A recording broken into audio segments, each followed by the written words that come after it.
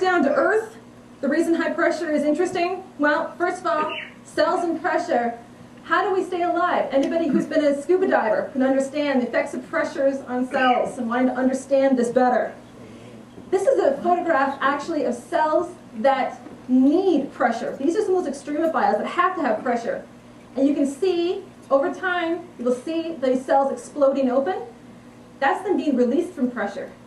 They have the opposite effect. So it's interesting to study both organisms that need the pressure and what happens when you release the pressure, as well as organisms that don't usually have pressure and pressurizing them to see what the reactions are, to see how cells are surviving. This is also pretty important because this is how your autoclave works. Temperature and pressure. So if things can survive under pressure, you want to take a look at that for addressing sterilization. Now, this institution has a very strong lineage of doing high pressure research. All kinds of high pressure research. This paper in particular was in Science from 2002. It's Anurag Sharma and James Scott. And they were taking a look at biology under high pressure. And what they were able to show is they were taking a look at formate oxidation. So basically, metabolism. As you increase pressure, what happens to metabolism? So are these cells still surviving? Are they eating? Are they breathing? Are they still alive over time? So when I came here, Patrick Griffin has already been hard at work on these issues, and I came to take a look at it from another point of view. But luckily, there's a whole lot of materials here for use for these kind of studies. Carnegie has a huge diamond growth facility to create diamonds, because if you want to study living cells under pressure, you have to be able to see them. So they will literally smash two diamonds together to create the kind of pressures you need so that you can actually take a look at what happens to the microbial cells inside. So, this is a picture of Patrick and I.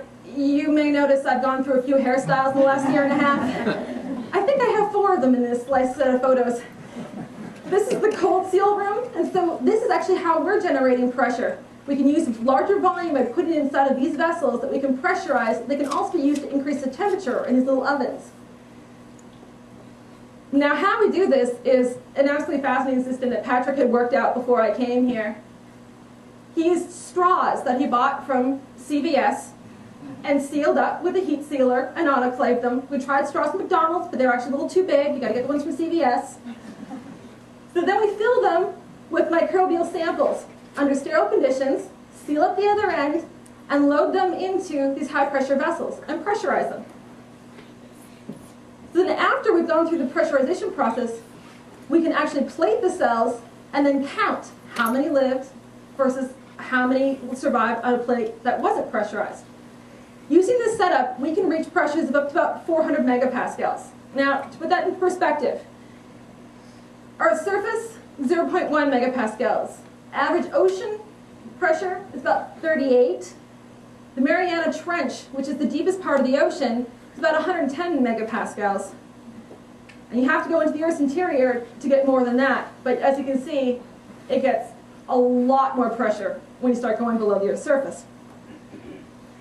So what we found out is that if you take a look at survival compared with increasing pressure, some organisms don't do very well at all and hit a point where there's a sudden drop-off in survival. Some of them do okay for a while and then they drop off, and others, it's like nothing ever happened. So by comparing these different groups of organisms and what's happening inside their cells, we can start to figure out, why do some cells live, why do some cells die? So to do this, I've been taking a look at protein expression. Hairstyle number 2. To do this, we can take a look at analyzing proteins using a gel, or we can take a look at it using this system. It's a cell-detox cyphergen system. And basically what this means is we take this chip, put a tiny drop of sample onto each one of these lanes, and we can see differences in protein levels from different pressures.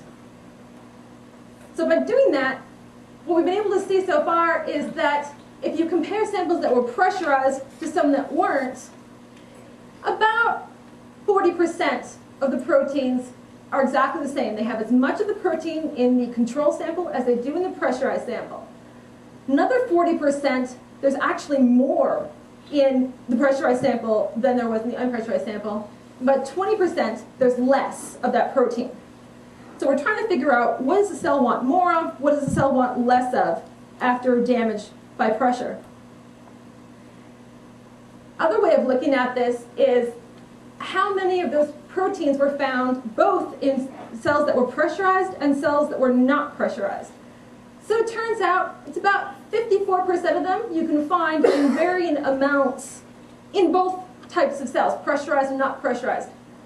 About 46% of those are only found in one or the other. So this gives us a starting point now for figuring out which of these proteins are important. And this is continuing work that we're hoping to resolve soon.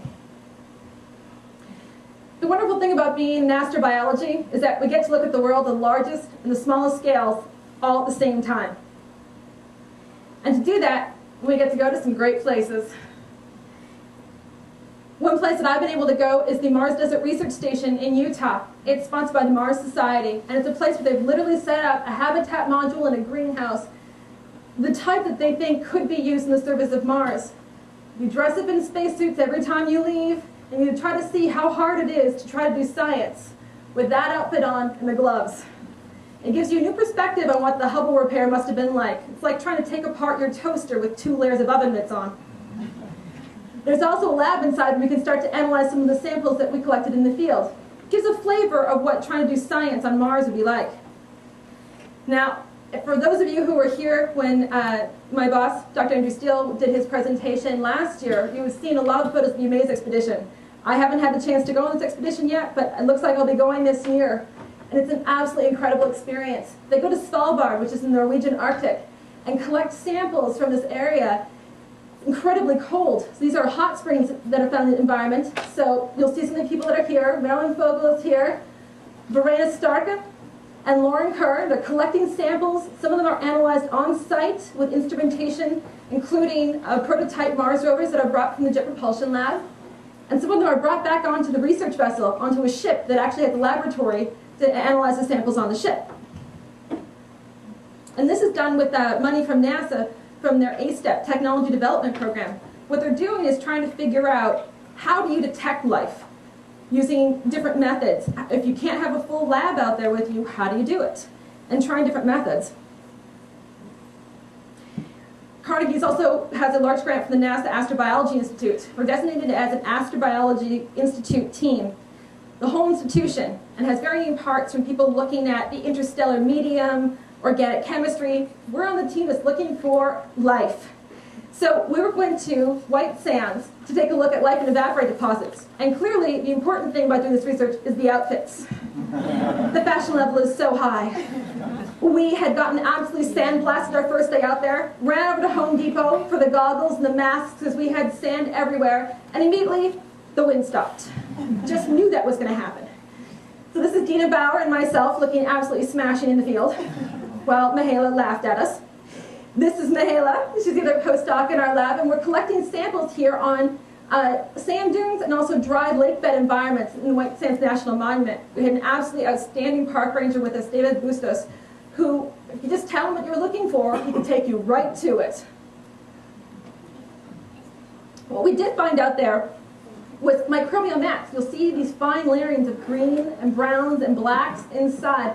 And that's just if you lift up the top of the soil, there it is underneath the salt crust.